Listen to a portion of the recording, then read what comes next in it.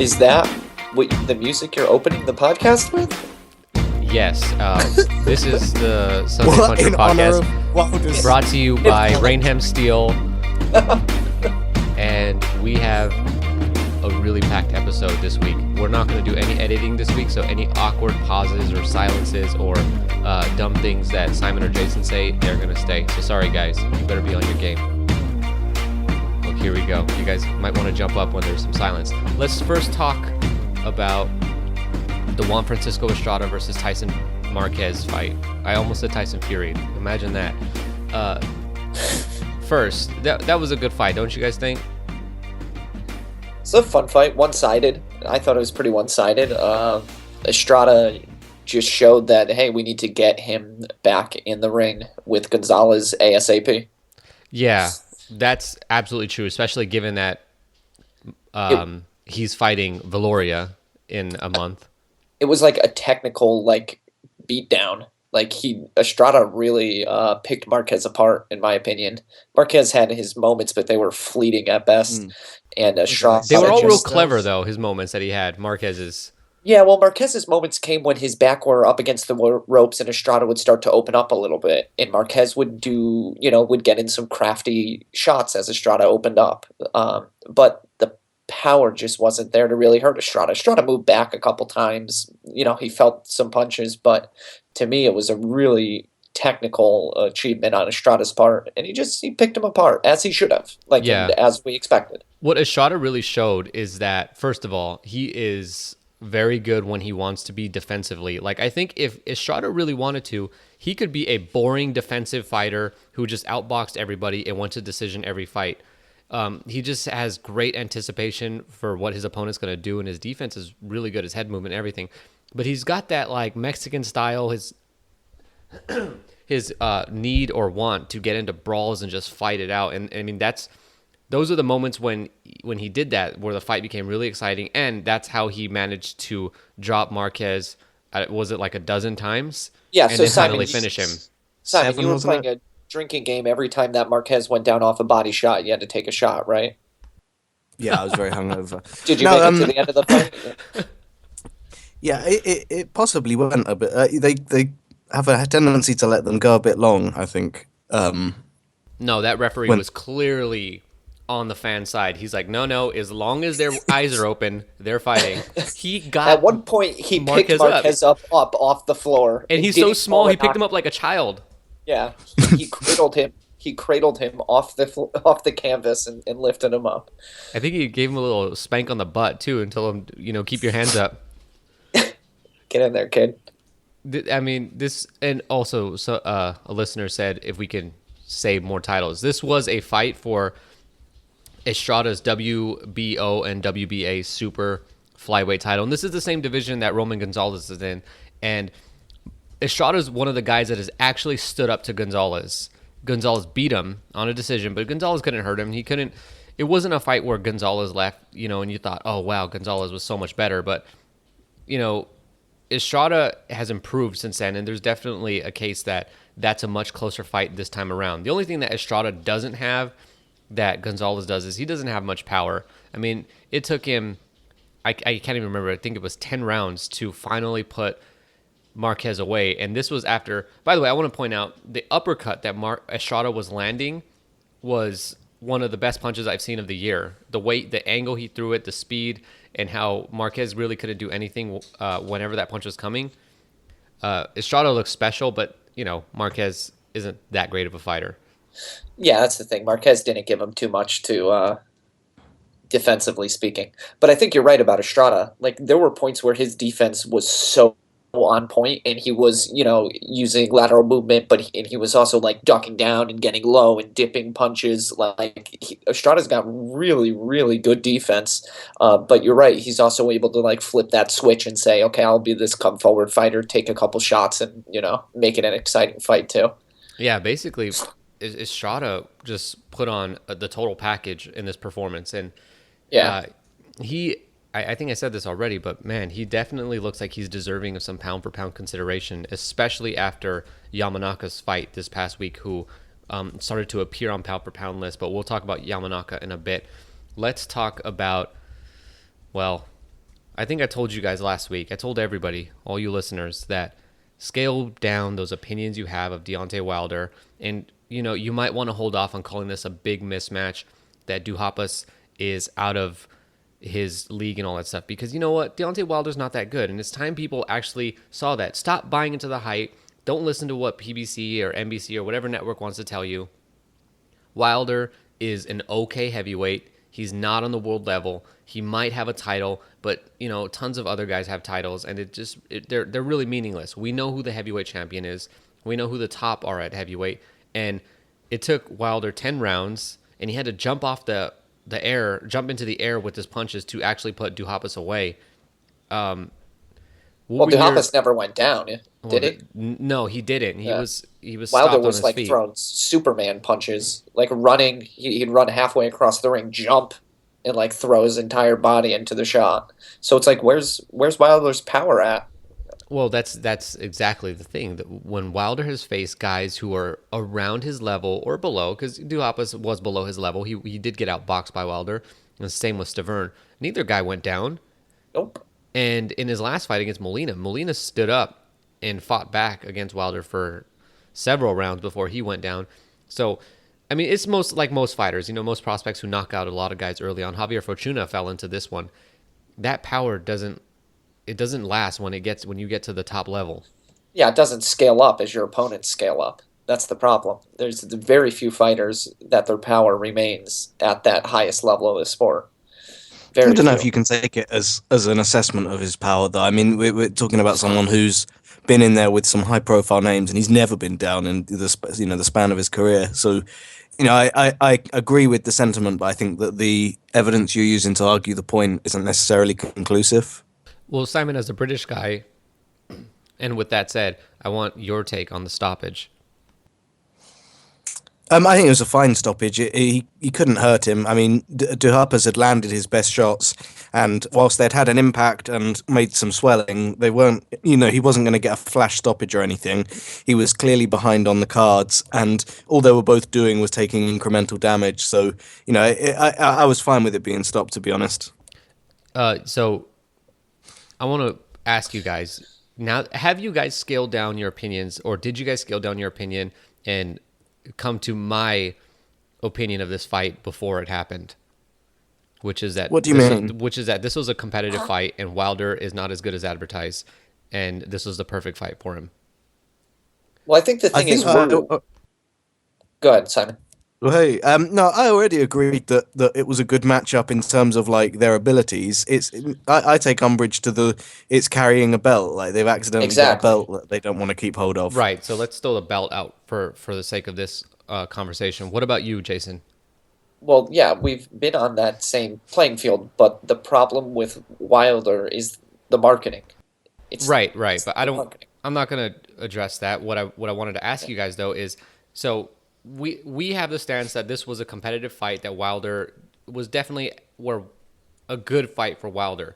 What did you guys think that he showed as far as his progression? Because what I really want is what is your take on Wilder, but without any of the expectation that he's some champion or anything like that? Just basically, what did you see from that fighter who's at the level that he's at?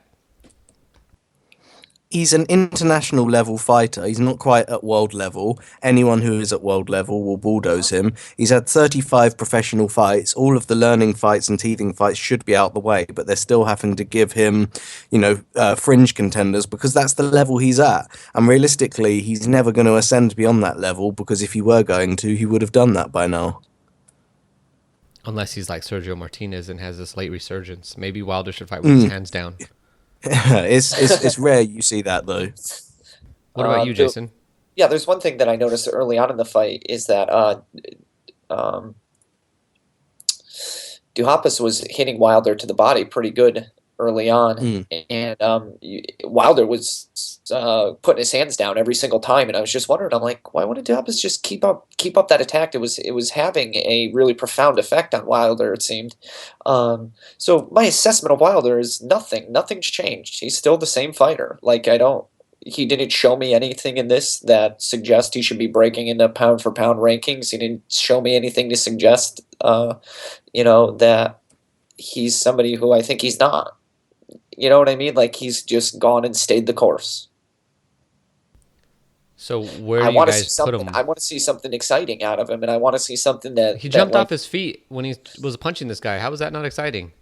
I've never seen that.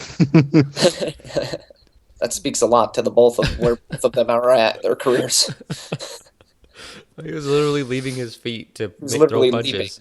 leaving. He's in the air, flying at I him. want to see Deontay Wilder fight someone like Tony Thompson or Shannon the Cannon Briggs. Do you think 'Cause, Briggs has the activity to keep up with Wilder? Because Wilder throws a lot of punches for being No, a heavyweight. I don't necessarily think that Briggs would be able to hang in that fight, Now, but I want it would Wilder be with somebody excellent who's because not going to be a big underdog. if Briggs were able to capture the belt, then obviously let's go champ, and there's a clear route to that. But no, I mean Tony Thompson, it'd be good to see him get his dues on the American scene because he's a definitely proven world level fighter who I don't know for reasons unknown the US like attention scene seems to have ignored him to a large extent.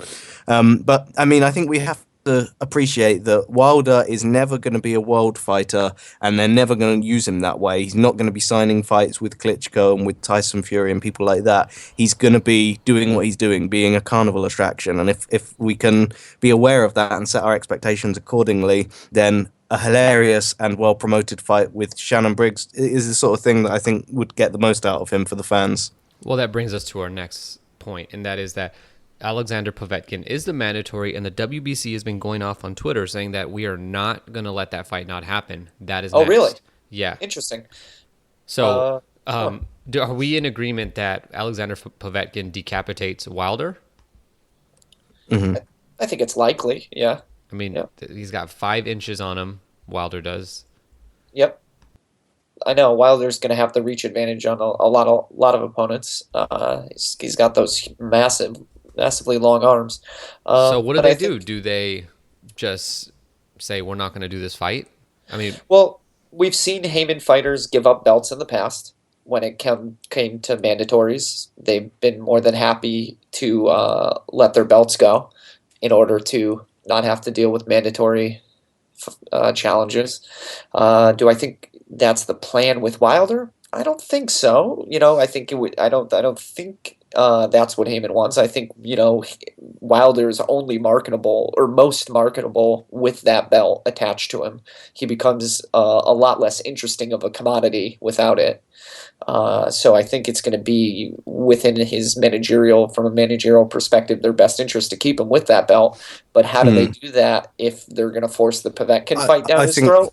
I don't know. No, the WBC are never going to force that fight. And we're going to see similar as what Bob Arum did with Chavez Jr. years back, where he said, look, Povetkin doesn't bring the figures and doesn't bring the viewing numbers that the networks demand, and that we need an interesting fight with a top draw like David Haye or like someone who's beatable but really well known and popular. And then they can be like, it's not our fault the Povetkin's promoters failed to make them a big name and develop them into a star. That's for them to worry about. We're gonna do the fight that the people want to see, not the fight the WBC are mandating. let me just ask you one last question about this fight. Wilder versus Bryant Jennings. Who do you have? That's a fun fight. Yeah, it's a pick 'em. To pick him? Yeah, that's a fun I think fight. so. No. I think Jennings beats him. Jennings, yeah, I think Jennings. is Really? shown. Yeah. Trust me. I can't be that confident on it, but I'll bet you. Yeah, I think Jennings has the advantage in that. But I want to say to you, Simon, I'm 50-50 that Okay. WBC strips him and he doesn't take the fight. So you'll Sorry, take the opposite side that they will not strip him. I'll take the side that I think there's a chance that they'll end up stripping him. Okay, and I'm going to take the other side that they do strip him, and they Yep. do put it up for a That's vacant fight Yeah, with Andy Ruiz Jr. and Arthur Spielka. No, Andy Ruiz Jr. tore hammer too. Oh, I was actually going to say Andy Ruiz Jr. and Chavez Jr. it'd just be the Brazil. ultimate like troll move if they just put it up vacant between Areola and Stiverne again. But and it just again- gets back to Wilder Oh, again. no. They do it again. Give it to Wilder. No. All right, let's talk about Dominic Breazeale, Pretzel? who Pretzel. Pretzel. who stole a win over Schneider's a Fred over. Cassie, Big Fred. Brazil. Not much to say on this fight other than Breezeal. Breezeal. Brazil. He is slow. Prazel. He is very slow. He couldn't land it on Cassie very often because Cassie saw it coming, checked his watch, and then looked up in his boxing manual how best to counter that shot, and then did it. It was funny to see a guy that small outbox a guy that big.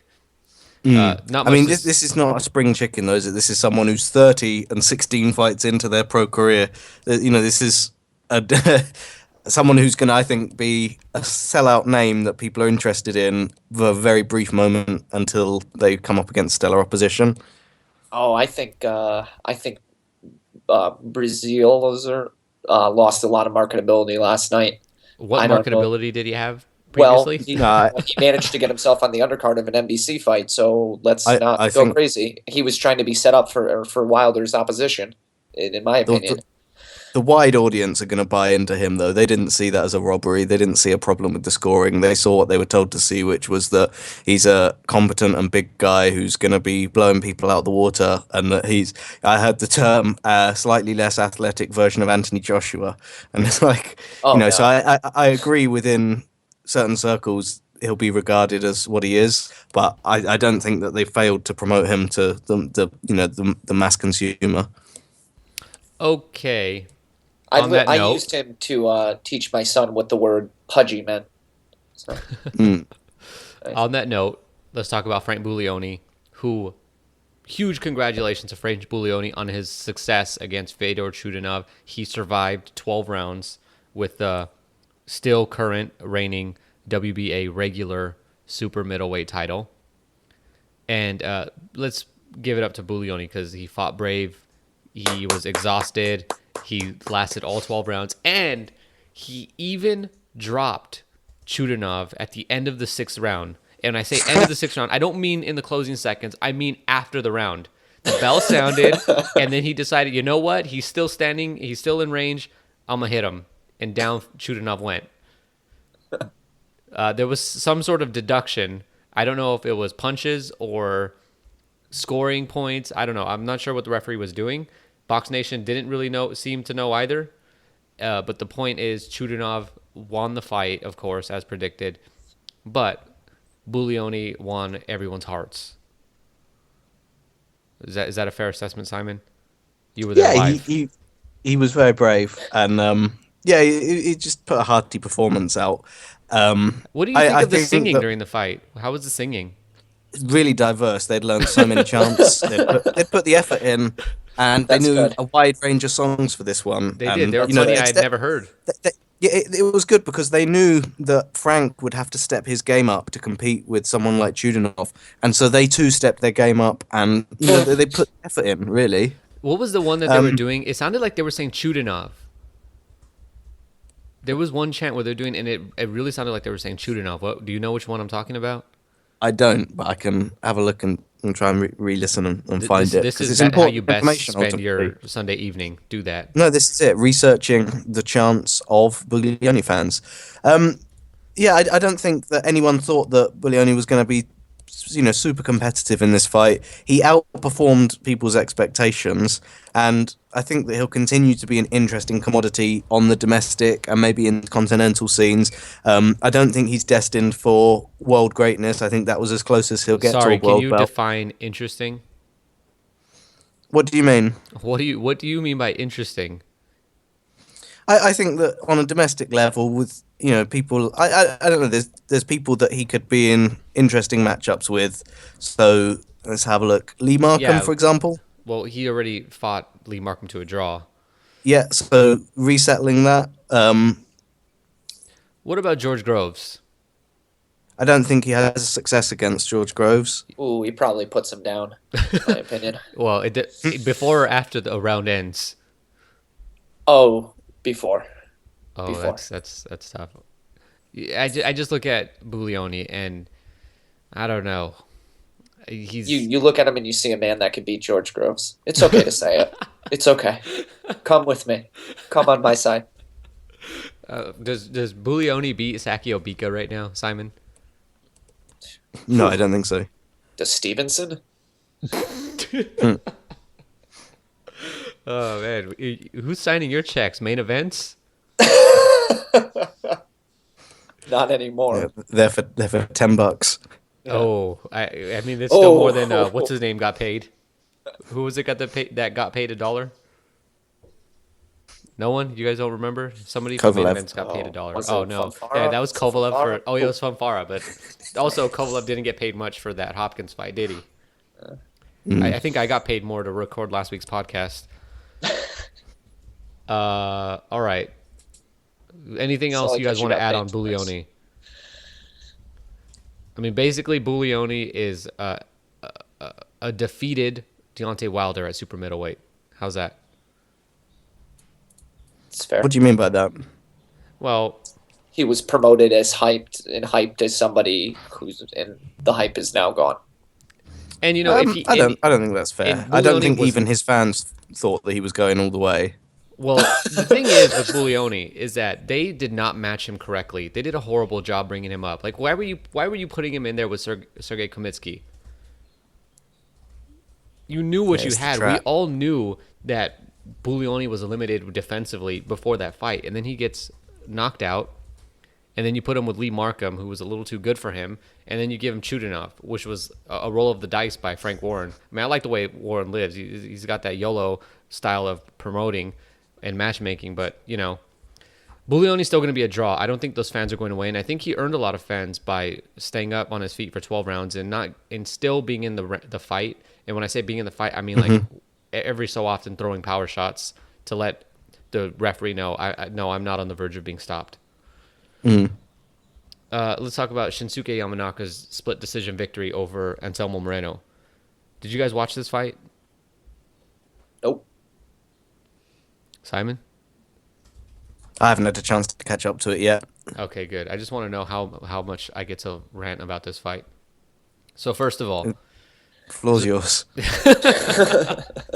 all right, so this was for the WBC bantamweight title. And Moreno's back at bantamweight after losing to Juan Carlos Payano, and he lost his title. A couple of years ago, this would have been a huge fight between two undefeated, and by a couple, I mean actually a few years ago, but basically the two best bantamweights in the world. And I still think that Moreno was one of the very best bantamweights in the world. Yamanaka was the aggressor. It looked a lot like the Canelo versus Lara fight in that Moreno was winning the outboxing battle and he was landing some clear shots, but Yamanaka was having his moments. Yamanaka was aggressive. Yamanaka hurt him in the third quarter of that fight. And there was open scoring. So they knew the way the fight was going throughout and had to adjust. And yes, they were fighting in Japan at home for Yamanaka, and Yamanaka took a split decision. And a lot of people are crying robbery because Moreno appeared to have won that fight clearly. But there's no way that this was a robbery. If you think this is a robbery, you don't know what a robbery is. A robbery is a fight where a guy wins 10 rounds clearly, like in the case of Pacquiao Bradley, won, and then the other guy somehow gets a decision for winning, 7-5. And it's like, where did all these rounds come from? This is not the fight that we watched. This fight, there were many close rounds. And again, I can't feel sorry for Moreno because there was open scoring. You won the first 3 rounds, and they told you that when the scores were announced. And then you somehow took your foot off the pedal, and in the final third of the fight, you basically tried to match Yamanaka. And doing that, it's just not enough to beat a champion. Not at home. So was it a generous decision? Maybe. Yamanaka had a case, so did Moreno, and just a close fight. Other news: Julian Williams scored a knockout on PBC on Fox. Molinari fought yesterday, and he won a decision, as predicted, against a guy with 21 losses, now 22, in Italy. And then Kazuto Ioka, megastar on this podcast, defended successfully his WBA flyweight title, which is the certificate title, because Estrada, who we spoke about earlier, has the real one. Unified minimum weight champion Katsunori Takayama stopped Ryuji Hara in 8 rounds. And that is it for this week. Anything you guys want to say about those fights that we just, I just talked about? The only thing that I'd bring up is, did anybody have a negative opinion of the stoppage in the Julian Williams fight? I thought it was fine. I thought it was fine. Was there Yeah. people with negative opinions out there? Yeah, there were people saying that it was stopped too early. Oh, God. Well, they need to watch the Estrada Marquez fight to see the difference, because that referee would have, he probably would have let the Cuello go. Cuello go, right? I mean, Yeah. he actually would have stopped the exchange and said, "Are you okay?" And if Cuello like just blinked, he'd be like, "Oh, all right," and then go on. Which is what I think Jack Reese was doing to Duhaupas. He kept asking him, "Are you all right?" And then Duhaupas was like, "Yeah." Duhaupas just refused to throw punches at some point. He's like, I'm going to holster these weapons. I don't want anybody to get hurt tonight. I hope everybody heard that. Like when you said weapons, it was quotation marks because those were not weapons. Although Duhaupas had his moments. I'll give him that. There was some moment I thought he won about 2 rounds. He did, but he had a very low punch output. We don't need to go back to that. But I just wanted to hear what you guys thought about the Julian Williams stoppage. I thought it was a fine stoppage. It was good. I like to see Williams fighting more aggressively too, because he can be very defensive at times. All right, this week we have Javier Fortuna fighting Tuesday on PBC on Fox. Don't miss it. It's a title fight. And on the undercard, J. Leon Love. Simon, anything you want to say on J. Leon Love? Okay. Victor Ramirez versus Ovo McKenzie. He's going to defend the IBF Cruiserweight title during the week. Jason, anything? Okay. Javier Mendoza defends his IBF light flyweight title this coming Saturday against TBA. Now this we got to talk about. I'll give you $10 if you can guess Javier Mendoza's record. Not even an attempt, okay? All right, fine. Well, moving on. Lucas Matthysse, live, HBO, Championship Boxing. No, it's probably HBO Boxing After Dark. Will fight in his third attempt for... Is it his third attempt? I think it's his third attempt for third. World title. Fourth, Garcia. Against Victor Postol. Let me tell you guys something. Matthysse is going to knock Postol out.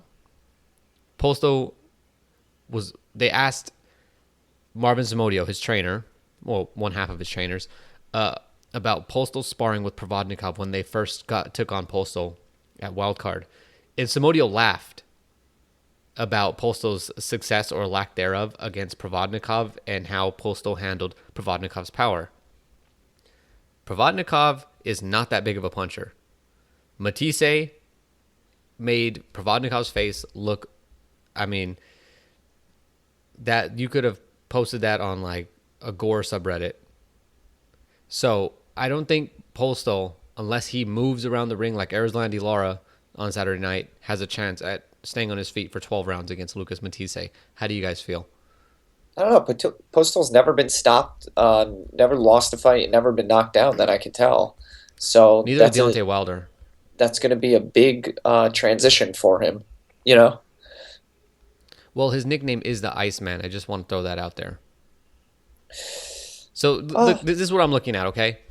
Postol's not that great of a boxer. I thought the Aiden fight was surprisingly competitive when he fought him. Postol does not have the power in his jab to keep Matthysse from not coming in. Okay, 3 years ago, Postol couldn't stop DeMarcus Corley. Corley was sent to another dimension by Matthysse. So obviously triangle theories don't work, but I'm just trying to build the case that Matthysse is a big puncher. He's much more clever than he's given credit for.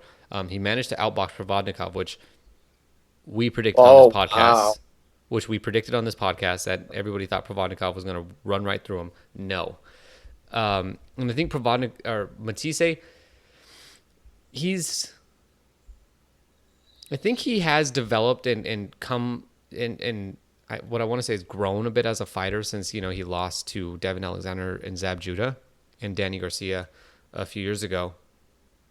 I don't think Simon agrees. That's why he's quiet. He's like building up this like quiet case, and he's gonna come in here now. Go ahead, Simon. Well, you just say what it is. Sorry, go ahead, sorry. Just say what it is. He's a tough, rugged knockout artist. Who? You put Matthysse. Postal? Oh, No. No, yes, yes. It will be the first and last time that's been ever said about Victor Postal. No, Matthysse. He's a tough, rugged knockout artist. Like he's a very hard hitting, puncher. I don't know that, when we've seen a much bigger transformation, let's say, out of Maidana than we have Matthysse. I thought you were going to say Amir Khan. No, when it comes to setting up punches and using his jab and things like that. Although Matthysse did look like a really good boxer against Provodnikov, but it's Provodnikov. Yeah, it's not hard to do. Right, exactly. That's the point. So I think Matthysse wins without a doubt. I don't know that he's going to stop him, but it's definitely not out of the realm of possibility. Like Matthysse hits hard, is really hard. So, but we'll see. Do you think that Provodnikov was hurt at any point in their fight? I don't know that Provodnikov can be hurt. Yeah, that's what I was wondering, because Provodnikov would like take a step back, but I never got the sense that he was really hurt by any punch. And I agree with you. I don't think he has the actual capability. Yeah. I actually had this thought when the first time. No, not the first time. I think it was after the Bradley fight. I thought to myself, maybe Provodnikov's one of those guys that is incapable of feeling pain, and that's why he's so dangerous to fight. Right. Exactly. That's the only explanation I could come up with. Yeah. Yeah. Simon, are you still there? Yeah, so I think that at a glance, I'd felt that, similar to you guys, Matthysse should be able to handle this, but the more thought I'd given it, I'd started doubting it, and I wouldn't be surprised by Matthysse pulling it off, but I think one of the things we have to recognise is that Matthyisse's flaws and limitations we've seen undo him, and we've seen him come unstuck against a number of people throughout the years, and that's something that we can't say about Postal. We've seen flaws, and we've seen things he needs to work on, and people having limited success over him, but it's never cost him a fight to date. And you wonder whether it's a step up, of course, but you have to take those step ups, and sometimes people grow on the night and surprise you. I think that we know what we're getting in Matthysse, and Postal's the sort of unknown variable here. And if he grows to the occasion, then he could surprise a lot of people. Let me ask you two questions, Simon. How's Victor Postal's head movement? Okay, good. Yeah, exactly. Okay, and look, then I didn't. I'm not making a case here for him being a all-time world star. I'm saying that this is someone who's been squirreled away in Eastern Europe, going through his journeyman and doing his thing. Now he's getting catapulted onto the world stage and a spotlight shone on him. It's not unheard of for someone in that position to then surprise you. And who knew they've got skills that they haven't showcased before. Okay, And then now if you question couple number two. that with Matthyisse's ability of what we've seen him, to be outboxed, you got to couple those two things. Yeah, by Danny Garcia. The second question, Simon, who trains Victor Postal? I'm not sure who he's under at the minute. Really? Who did I mention earlier? I believe it's Marvin Somodio and Freddie Roach. Ah. Have you changed your mind now? No. The one time you don't go against a Roach fighter. Oh, man. All right, next fight. Humberto Soto versus Antonio Orozco. Who can guess how many fights Humberto Soto's had in his career? Counting losses? Including losses. I'll guess 58 to 62. Simon?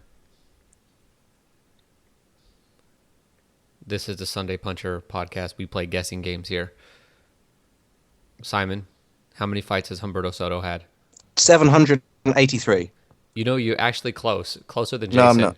He has fought a total of 75 fights in his career, and a grand total of maybe 3 were actually relevant fights. Antonio Orozco is a prospect. He's 22-0, 15 knockouts. Fairly typical fighter, I think. He scored a win over Emmanuel Taylor in his last fight. I think Orozco's pretty predictable in that he's going to come face forward and he's going to try to knock you out. He hasn't shown much power past the journeyman phase, and that might. I don't know that he can outbox Soto fighting that way. But Soto's been waiting a long time for a fight. He's been out of the ring for over a year, and the last time we saw him was on the Mayweather Maidana 2 undercard when he outboxed John Molina Jr. I think Soto might be able to win, but I don't think so. I think Orozco stops him. Man, you guys just okay. I've had enough of this fight. Let's talk about Adrien Broner versus Khabib Alekberdiev, vacant WBA 140-pound title. So first of all, throw out the title. Don't even acknowledge that this is for a title. This is not for a title. That's a certificate. Kazuto Ioka also holds this belt, and it means nothing. The real 140 title for the WBA was Danny Garcia, and it's now vacant. So they got to give it to somebody, and the best thing to do when you're a sanctioning body, when your title is vacant, is to find the guy with the winning record who has the most potential to generate money. Revenue, yeah. And Adrien Broner's that guy. Yep. So he's going to fight Khabib Alekberdiev, and this is, like I said last week with Wilder and Duhaupas, this is a competitive fight for Adrien Broner. He's not going to come in here and blow out Alekberdiev unless Broner takes a step. It will take Broner to go to the next level in his career to be extremely dominant over Alekberdiev because he can move, he can box. This isn't a guy that just because you haven't heard his name, he's not good. How do you guys feel about Broner at this point in his career? This is totally the fight that he should be taking. I think that they probably misread his abilities and haven't done the best matchmaking for him in the last sort of 18 months. Is that HBO hype? This is more intelligent here. This is someone who I don't even think they've been active fight. Who was the last time Khabib fought? When he lost to Jesse Vargas, I believe. So what we're talking about? Pacquiao 18 months ago? Yeah, it's been a while. So long. So this is someone who's inactive. And in terms of Vargas, how are they getting on after beating him in the division in terms of titles and things like that? Didn't Vargas almost stop Tim Bradley? So it's fun that Broner's gonna pick up a vacant WBA World Super in this way. It seems right. The belt is useless, by the way. Don't listen to Simon. This isn't I don't take these belts seriously. I don't take any belt seriously unless it's a WBC. Shut up. Oh, and it's not in Wilder's hands. Yeah. No, I don't take any title bout seriously. I only take ranking seriously. All right, and how do you guys see this one going down? This is going to be Broner in his best way, isn't it? This is going to be him doing some showboating, feeling, he's going to dominate early, showboat, gloat, and probably get a middle to late stoppage. He's back on Showtime, by the way. This is going to be live on Showtime. Oh, this is on Showtime. So Interesting. AB's coming out, and he's got a lot to say because Broner has not said much apart from the N-word during this whole, what do you call it, the promotional build up to this fight. So when that tape comes off his mouth, whether win or lose, or no, actually, he said he's not gonna speak until he wins. And so if he wins, can you imagine the post-fight interview? It was gonna be can't miss. Oh, we better get some Can Man. He needs to get suspended from at least 2 sanctioning bodies this time. Oh yeah, and the title immediately stripped. The first time somebody's ever been stripped for something they said. Verbal, yeah. If anybody could do it, it's Broner. I'm looking forward to that, actually. And then Jose Pedraza versus Edner Cherry for the IBF super featherweight title. Pedraza out of Puerto Rico. He won the title. It was a vacant title, I believe, by beating Andre Klimov, who you best know as losing to Terrence Crawford. Oh, did I say losing? I mean getting shut out by Terrence Crawford. This fight is not that competitive. Pedraza should easily get past Cherry. Cherry's been good lately, but the level of opposition has, it hasn't been good. So this is a good first defense for Pedraza, and it's a good fight where he can wait and see what's going to happen at super featherweight and if anybody's going to ascend to become a rival of his and make for a worthwhile fight somewhere down the line. Okay, let's talk about the news. What's the big news this week? Well, If you guessed, Tyson Fury dressing up as Batman at a press conference and then beating up the Joker and then pointing and shouting derogatory things at Vladimir Klitschko, that's not it. It is, because it scared Vladimir so much he's had to pull an injury. exactly. The intimidation was off the charts. Okay, well, what I really wanted to talk about was that Klitschko's injured and the fight's postponed. Also, And- in quotes, if you can't tell. Oh boy, let's hear it. Simon just said it. He's scared. Okay. All right. Well, It does make you wonder if the universe has a vendetta against Tyson Fury. no, that's the thing we want to talk about. That He is just what we- cannot get a payday, can he? He's just not allowed. This is the fourth time now, so it was 2 with Price, No, not right? Price. Or Hey, Hey, one once with with Chisora. one with Chisora, and now one with Klitschko. So the options are here that Fury has killed children or women and then hid them and nobody knows. Yep, Um, seems like an option. he's cut those tags off of mattresses. He's doing something evil on the side because the universe does not want him to. If he believes in God and you believe in God, maybe God hates him. So this fight doesn't seem like it's going to be postponed. But Simon, when do you think they actually make it? I think that they're going to have trouble now because the weekends that are available either compete with something else, another main event, or I don't think they'll easily get rescheduled. I know they're aiming for November, December, but I don't think they're going to be able to pull it off. You don't think they can do maybe like December, middle of December? I know November's It's- off limits. Say and like same with December October. 24th to December 25th. No, obviously Fury's from a very Catholic family. There's no way he's touching any date around Christmas. I feel for the guy because I think that this is going to be pushed out till next year. What a tough break. That's the entire gypsy training camp that they brought all those caravan out into the middle of a field. The whole thing went for naught.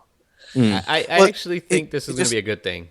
He fights Steve Cunningham, headlining at Madison Square Gardens, then has, teased negotiations with Hay for a year of inactivity, and then goes from headlining Madison Square Gardens against Steve Cunningham to fighting Joey Abel at the Copper Box Arena. As one does.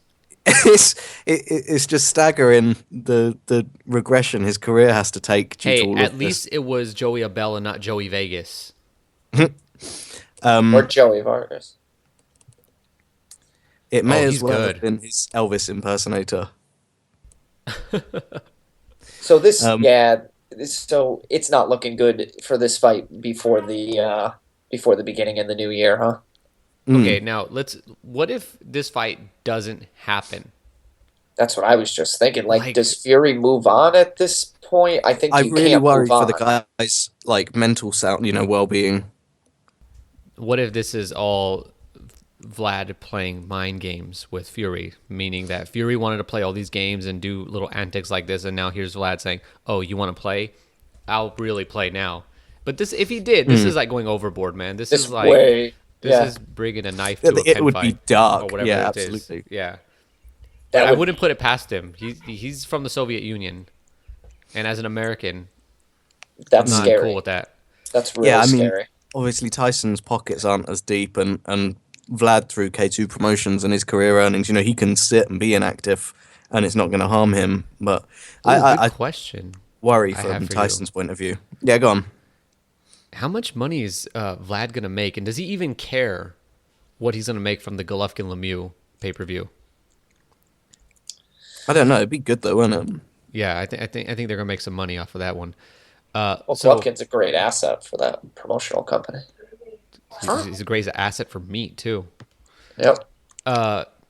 So Kell Brook and Diego Chavez is still a go for pay-per-view. So they're Is keeping Eddie that Hearn pay-per-view? serious? Yeah, they're keeping it on pay-per-view. Simon, can you explain to us how this is going to work? So you have Kell Brook I versus don't know. Diego Chavez. What do you mean by how it's going to work? Gavin People are puzzled by this, but Well, it's how do you something sell that's this? it's scheduled to take place about 5 weeks from now. If you've put all of your numbers together and your business model was working on it being a pay-per-view, all the purses, all the endorsements, shares, everything's already been mapped out. You can't just wave a magic wand and then un-pay-per-view it at the last minute. It would be an incredibly difficult feat to do. The only thing from a business point of view they can do is smile, pretend everything's fine still, and hope that it doesn't backfire and cause too few sales to qualify. But to be honest, the track record they've got through things like the Cleverly Bellew pay-per-view of last year, I think that it's going to make this one look Great glowing. card. That was a great card. So yeah, obviously it was going to stay pay-per-view, and I think that they'll just ride it out, take the lower buys, and just deal with it. Let me tell you something. Who are they going to put on this card? They already have Gavin McDonnell in a somewhat competitive fight, but that's a European level fight. Who cares? We have Ricky Burns fighting TBA. This is not going to be a competitive fight unless he gets a rematch with Omar Figueroa or something, which I highly doubt. Maybe if that's they can get a good opponent, maybe that's a fight that you can somewhat sell this as a pay-per-view. It's going to be Eubank Jr. is going to make his the debut. New asset, yeah. Right, and he does have a title. He's going to be the one that they have to put into So his a first difficult fight with Matchroom is going to be baptism of at fire. least a fight that looks competitive on paper. Mm-hmm. Still can't sell it. I don't think that Eubank Jr. is that kind of star, is he? I think so. I think He's got that a good he'll name, contribute. but People are always interested in what he's up to. I mean, but, everybody's tied up right now with Matchroom unless he can get Kevin Mitchell off and say, hey, would you mind? What can they realistically do? I mean, Quigg just fought. Jamie McDonald just fought. DeGale is tied up, most likely fighting Boutte in Montreal later in the year. Bellew, I mean, no, but that's not selling nothing. Krolla's signed Nick Blackwell? Didn't Nick Blackwell last fight on ITV? Is he even with Matchroom? I don't think he is. No, but still. Did they just contract him out? What? Eggington signed Martin Murray. Who knows? Not a draw anyway. This is going to be a tough card. Bradley Saunders just lost. I don't know. If I'm a British fight fan, this is probably one that I pass on.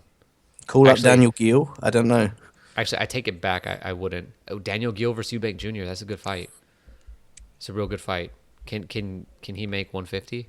Or sorry, not 150, 160? Good one. Or Eubank Jr. can go back down to 154 and fight Marcos Maidana, who is making the plan to fight at 154 some point in 2016 when he can drop down to the weight. He's going to need a little more time.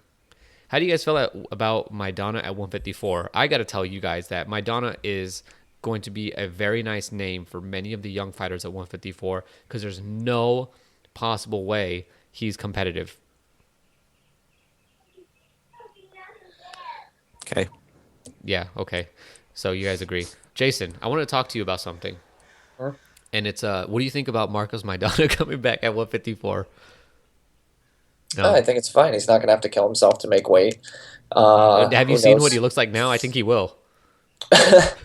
Well, I mean, for fight night to get on the scales, yes, I have seen what he looks like. He partook in excellent bike ride for charity or something. There's some photos of him circulating around. I'm just kidding.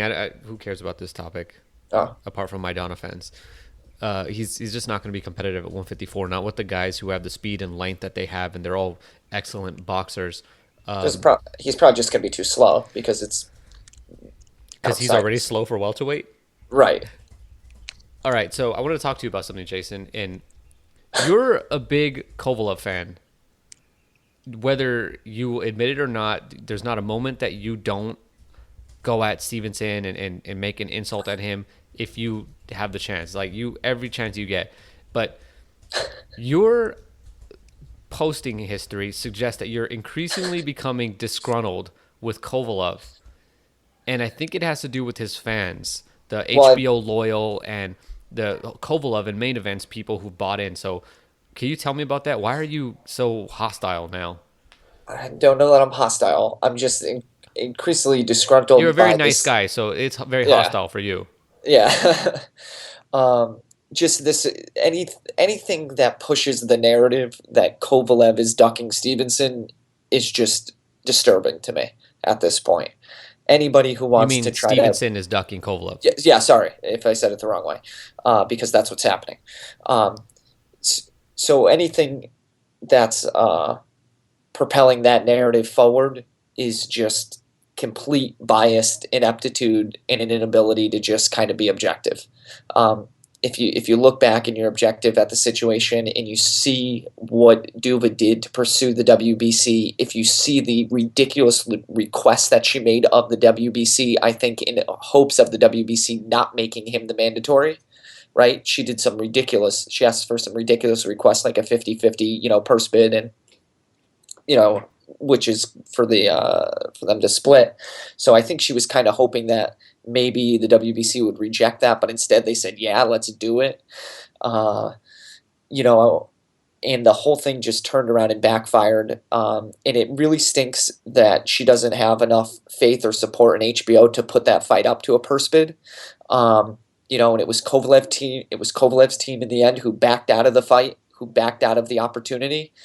And just to see anything to suggest otherwise is just nonsense, and it's damage control. And there's a lot of people who just refuse to acknowledge that that's kind of what happened, and that's a little bit frustrating. I'm not necessarily, I like watching Kovalev fight. He's an exciting fighter. Stevenson, not as much. So, you know. That was I would relatively tame for you. I would rather support Kovalev if I had to choose between the two. So you choose the racist over the Over the womanizing abuser. sodomizer, right? But it's hard because of the way that it's been promoted right now, and it's complete BS to see these people acting like Stevenson is ducking the fight. Stevenson was there, man. All they had to do was go through with it and have it on NBC or wherever it would have landed. And don't give me this BS about it needed to be on HBO. If it needed to be on HBO, put up the money, HBO. You know what I mean? Like you could have had the fight on HBO. That would have been determined by who won the purse bid, right? And No, that was great. What do you think, though, Simon, about Kovalev's the way in which he's being promoted right now? What do you mean? What do you think about the way in which, fans view him a certain way? Yeah, I think it's an odd one because they're trying to make him the hero to the Stevenson anti-hero, and Stevenson's a kind of character we're familiar with hating as the heel of the sport. He's the misogynistic black guy that's had a history of domestic abuse with women, and it's a very comfortable villain. We're used to that villain, and I think that the racist Russian who's killed an opponent in the ring, spat on people he's knocked out, put racial abuse to people that are unconscious. I think that they're things that are a little bit more unfamiliar to an audience on that being the villain. So yeah, it's an odd one because they could sell him as a heel with the things that he's done. But they're kind of selling him as the hero because he's got such a clearly defined, villain in his division. What do you think that if I say to you that the things that make Kovalev kind of a bad guy those are perfectly acceptable in sport. No, I Spitting on don't. his opponents and calling them racial names and all that stuff. That appeals to a subdivision of fans and people that are interested in the sport that I want nothing to do with, and that they don't have a home here and shouldn't do. You want a last word, Jason? No. Kovalev was easily sellable as the antithesis of Stevenson for a long time until things came to light about him. And there was this it was almost a beautiful thing. It was too good to be true from a matchmaking point of view. And guess what? It turned out to be too good to be true. How do you think they market Kovalev when he finally faces Andre Ward, who's a legitimate good guy? Do you think they finally embrace the heel then, or how do they keep Kovalev as the guy that the fans are behind? No way. Well, the fans won't ever. I don't think the fans will ever not be behind Kovalev. I think. As long as he keeps knocking people out. Yeah, exactly. I'd be very surprised if. But Stevenson knocks people out. But are you saying it's asterisk by that? Why is he hitting them with hammers when the referee's not looking or something? I think his most recent, like he smuggled up Saki Obika from the division below and couldn't stop him. Yeah, I mean, come on, Stevenson's a joke.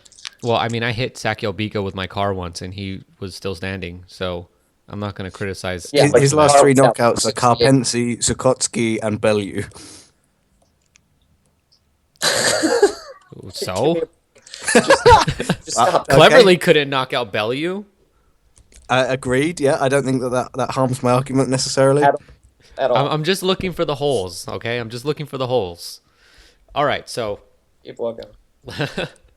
So, man, there's just this growing number of people who just every chance they get want to point out that Premier Boxing Champions is putting out nothing but mismatches. And I know you two both feel strongly about this subject. So, how do you guys agree that Premier Boxing Champions is putting out just mismatch after mismatch? PBC are putting out mismatches. I think they're doing what every boxing promoter of the past has done, what every boxing promoter of the current has done. I don't think they're any different than any other promoter, other than they're doing it on a bigger stage in the United States right now than what HBO or Showtime is doing. Right. Well, and they're having a lot more fights, but That's what I'm saying, a bigger stage. Okay. That's what I mean. Never mind, but well, I agree with you, but I'm just looking at their schedule right now. And I'm just going down the list, okay? Thurman Guerrero. I'm only looking at the main events because undercard mismatches are fine with me. Typically, they're used to bring a fighter up for the next fight. Right, or you're developing a guy, or he's getting his waiting for their contracts to expire so that you can smuggle them out to your own potentially illegally funded side venture. That was wait, that was what is it? Are you Golden Boy right now? You salty, Oscar? All right, look, I'm looking at the PBC cards right now. So let's just go down the list. You tell me if it's a mismatch or not. And you can't use your expert analysis of, okay. Because, we know certain fights are mismatches and we know which ones are close that look like mismatches. But just general boxing knowledge, okay? Thurman versus Guerrero. Competitive. Berto Lopez. Competitive. Stevenson Bika. Competitive. You're being mean. That was a mismatch. Well, I think that, but I'm trying to be objective to the sport. Fine, we'll give it to you. And objectively, it's competitive. No, that's a mismatch. Garcia Peterson. Yeah, very competitive. Very, yeah. Darrell Jack. That was actually a mismatch. No, I've heard of both of those people frequently, so it was competitive. Okay. Figueroa Burns. Yeah, really competitive. No. Yeah, I've seen him on at least 3 other TV shows, so you have to use some of your knowledge. Yeah, you can't just rely on name recognition. Some of your knowledge. That was a mismatch, but it did have Kameda McDonald on the undercard, which was, I told you, a mismatch in McDonald's favor. Darrell DeGale. Yeah, very competitive. Khan Algieri. Should have been a mismatch in most fans' eyes. Right. We're not talking about how it actually played out, but yes, that was a mismatch. Guerrero versus Martinez. Who knew about that fight? Mismatch. Lara Rodriguez, huge mismatch. Broner Porter, competitive. Very competitive. Bartholomew DeMarco. Very competitive. I think I agree with you, but I don't want to because just the way it played out. But Jesus, DeMarco didn't land a single punch in that fight. I think Thurman Collazo, mismatch. Frampton Gonzalez, that should have been a mismatch. Mismatch. Yeah. Shubman Flores, 50-50. Garcia Molinagi, mismatch. Payano Warren, extremely competitive fight. Tarver Cunningham and Huck Glowacki, both competitive fights. Yeah, if you try to say that Huck Glowacki was uncompetitive, then there's just no helping you. Butte De Luisa. Believe it or not, I thought that was a competitive fight because like Butte was he was a zombie when he fought Pascal. Santa Cruz Mares, competitive. Darrell Rubio. That was uncompetitive, but McDonald Kameda also part 2 on the undercard. Every chance we get, we're going to hype up Jamie McDonald, future unified bantamweight champion. Trout Hernandez. Mismatch. I feel that we've run our course with this. We found lots. Is the point across? Have we got the point across? It's as outlined. Everyone runs mismatches. Everyone runs competitive like fights. And if you've got it in your head against a specific body, like some people have got it out for PBC, then anytime there's a mismatch, your confirmation bias kicks in and you blow the horn and say, look, another PBC mismatch. And anytime there's a competitive one, you kind of stay quiet and grumble and mumble under your breath until there's the next mismatch you can put a spotlight on.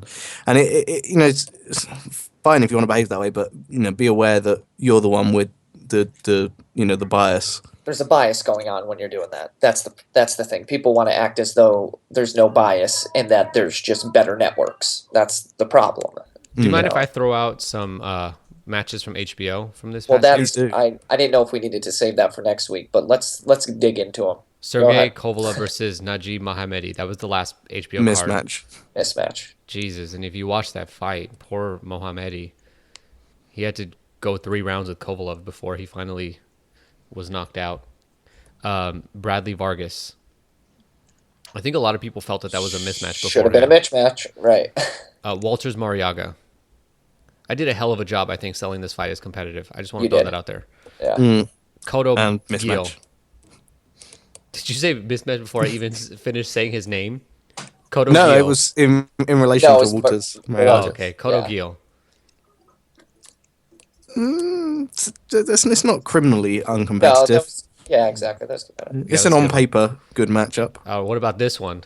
Golovkin Monroe with Gonzalez versus Sosa on the undercard. Yeah, right. Poor Monroe. Absolute mismatch. Canelo versus Kirkland. Total mismatch. And I want to say that they did a good job hyping Kirkland up. No, they that didn't. Yeah, they did, because a lot of people thought until that they this saw was the be 2 close. days or whatever it was, 24/7. Until the 24/7 came out. Floyd Mayweather versus Manny Pacquiao. Total mismatch. No, obviously competitive. I thought that was a mismatch before the fight, and so did you guys. Stop lying. Yeah. You're putting that as HBO? Yeah. Showtime. Yeah. Anyways. Showtime gets to claim it too. Klitschko Jennings. Mismatch. Matthysse Provodnikov. Mismatch on that. You having a laugh? Competitive. No, what? Are you... Klitschko...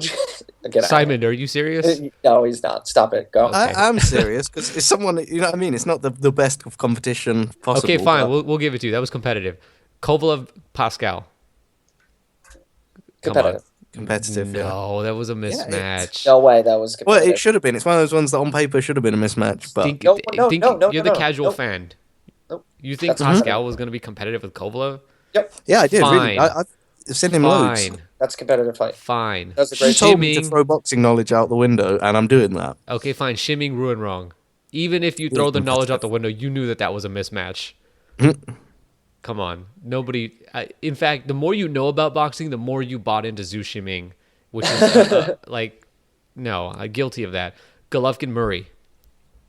Competitive. Yeah, very competitive. That's the what does that say about Golovkin? If you're trying to say that he's competitive, no, fine. Alvarado versus Rios. Mismatch. Nah, really competitive. The third... He's joking. So the point is that HBO's not innocent here. Everybody puts out mismatches, and if you look at the grand total, PBC's done a much better job putting out competitive fights, or at least including a competitive fight on the undercard. I'm looking at HBO's undercards here, and I don't see a single competitive fight. It's because Bob Arum openly thinks that they don't matter. Oh, no wonder. So that's this week's episode. You can follow us on Twitter, Sunday_Puncher, and you can send us email, comments, or any sort of message, podcast@SundayPuncher.com. Please subscribe and rate. Subscribe to the calendar to keep yourself updated with all boxing fights, and it includes channels and times and undercard. As somebody else who accepts a paycheck from Al Hain and Angelo, how do you feel about Jake Donovan getting a gig as a scorer? Well, I feel...